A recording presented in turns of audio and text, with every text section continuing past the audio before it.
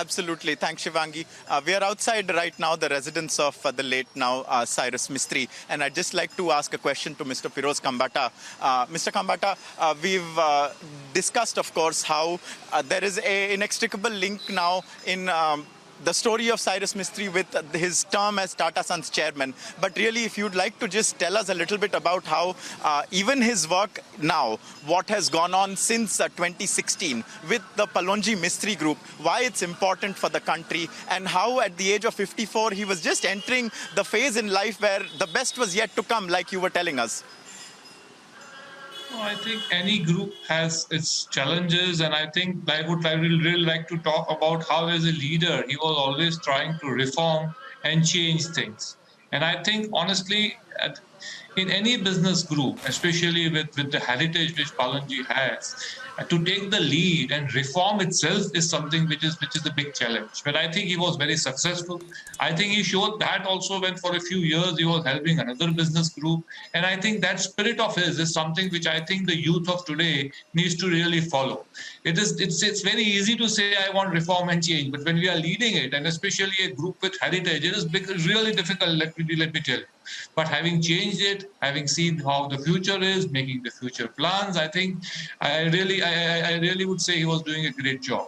And as I said, not only business, other than business, also the whole family has really contributed to the community, to the nation. And I think and as I always say, the Parsis don't see themselves as only businessmen to make some dollars here and there on their balance sheet.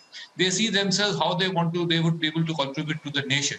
And to that extent, I would say that he was a true nationalist, and he has definitely contributed, and his family has definitely contributed to the nation in various manners, I would say.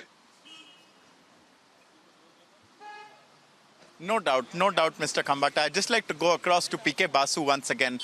Mr. Basu, like Mr. Khambatta was also telling us, there are businesses that really plan for a long period of time. There are those, for instance, the Palonji Mistry Group, which has built some of the biggest landmarks in Mumbai over the years. You'd be surprised to know, perhaps people may not know, the Reserve Bank of India building, the Bombay Stock Exchange building, were built by the Mistry Group.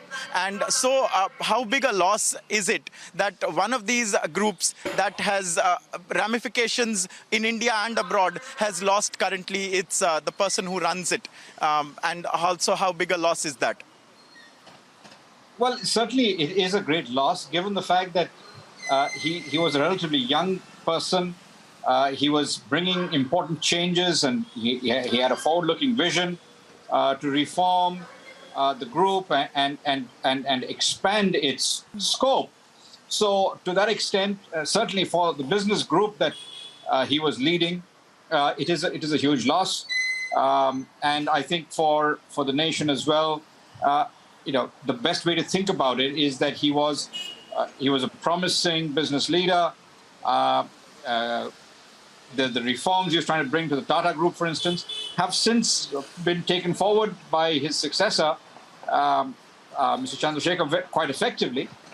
But he certainly brought a breath of fresh air when he came into the Tata Group with ideas for reform, improving returns on investment, and improving profitability across the group, which has been a focus not only that he brought, but that his successor has now taken on and is advancing. So.